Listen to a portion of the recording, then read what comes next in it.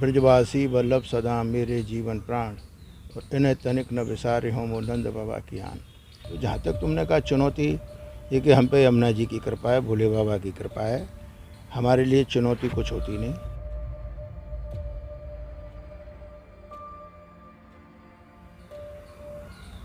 श्री माधव चतुर्वेद परिषद के द्वारा आयोजित श्री कृष्ण महोत्सव 4 दिवसीय जो कार्यक्रम रहता है वो सैकड़ों वर्षों से चला आ रहा है। परंपरागत कार्यक्रम को किस तरीके से तो उसकी तैयारियां रहती है, किस तरीके से कार्यक्रम का आयोजन होता है, उस आयोजन में कई सारी चुनौतियां रहती हैं, क्योंकि इतनी बड़ी संख्या में लोग माधव चतुर्वेद परिषद के इस कार्यक्रम में मथुरा में उपस्थित होते हैं।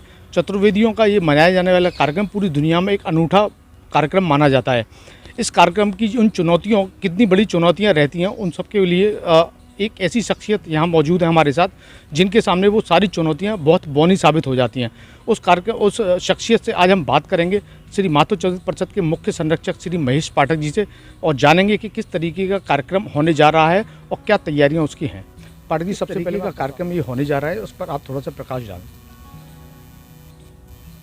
ये श्री कृष्ण महोत्सव कंसवध मेला, ये हमारा 4 दिवसीय प्रोग्राम है जो माधव चतुर्वेद परिषद द्वारा, जो हमारे पूर्वजों ने परंपरा चलाई, उसका निर्वाह करते हुए हम इस मेले को मनाते हैं।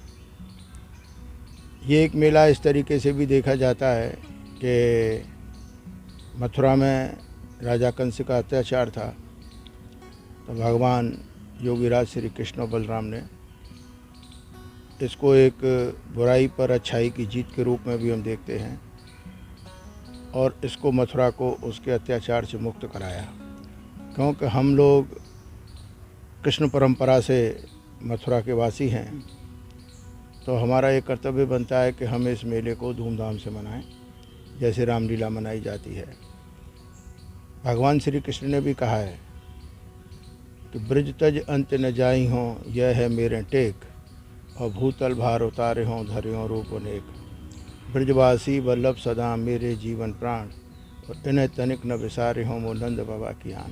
पूरे भारतवर्ष में या विश्व में जहाँ भी चतुर्वेद बांधव हैं वो इस पे आते हैं, सबका मिलना जुलना भी होता है, और इस परंपरा को हम चालू रखते हुए और इसको हम एक पुरानी संस्कृति को भी ध्यान में रखें और इसको हम स्वरूप देते हैं, और इस मेले को हम बड़े धूमधाम से मनाते हैं, और भी ब्रजवासी लोग इसको मनाते हैं। जैसा कि आपने बताया कि परंपरागत मेला ये आप सदियों से चला आ रहा है, आप भी दशकों से इस प्रोग्राम जो कार्यक्रम रहता है उसका संचालन जिस तरीके से आप करते हैं, सफल संचालन जिस तरीके से किया जाता है, क्योंकि आप में इतने बड़े मेले का संचालन करना एक चुनौतीपूर्ण होता है।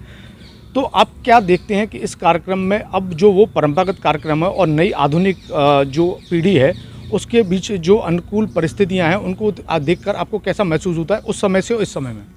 नहीं, देखिए, पहले पुरानी परंपरा तो तुमको मालूम है कि ये मेला बड़ा सूक्ष्म था, बहुत छोटा था, और क्योंकि एक परंपरा थी तो उसका हम निर्वाह कर रहे थे। धीरे धीरे समय परिवर्तन होता है, चीज़ें बदलती हैं। आज जैसे अभी आप मेरा इंटरव्यू ले रहे हैं, आज डिजिटल युग भी है, आज चारों तरफ प्रसारण भी होता है। पहले जैसे हम नरसिंह जी की लीला मनाते हैं, एक छोटे स्वरूप में हो जाती थी, तो अब हर चीज़ ने एक बड़ा रूप ले लिया।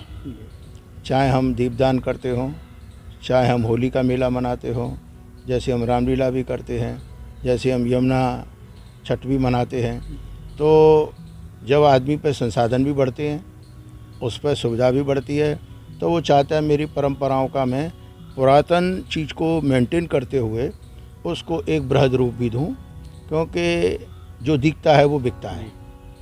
क्योंकि अगर आप बताएंगे नहीं तो लोग जानेंगे कैसे। तो इसीलिए उस सब चीज़ों को ध्यान में रखते हो। जहाँ तक तुमने कहा चुनौती, ये कि हम पे यमुना जी की कृपा है, भोले बाबा की कृपा है, हमारे लिए चुनौती कुछ होती नहीं।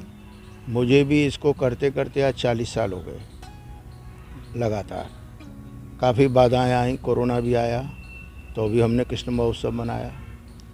जब कुछ राम भक्तों का कहते हैं कि मृत्यु हुई, तो उस समय कंसवध मेला बंद हो गया, नहीं हो पाया, तो भी हमने उसको 15 दिन बाद फिर मनाया कि हमारी परंपरा न टूटे।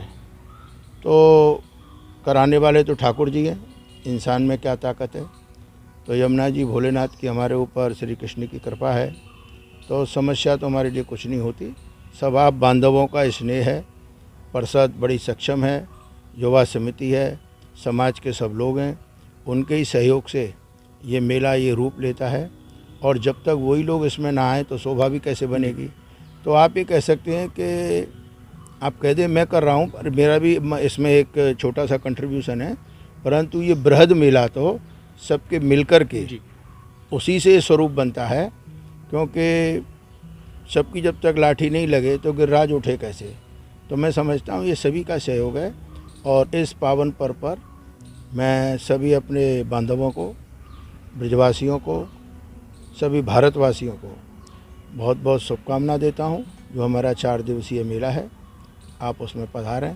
आज गोपाष्टमी है, कल भव्य कवि सम्मेलन है विश्राम घाट पर, उसके बाद कंसवध है, कृष्ण महोत्सव है, और फिर हम भव्य दीपदान 4 तारीख को विश्राम घाट पर करेंगे। उसमें भी सब अपनी सहभागिता दें, क्योंकि दीप जलता है तो बुराई भागती है, अच्छाई आती है, पॉजिटिव एनर्जी है।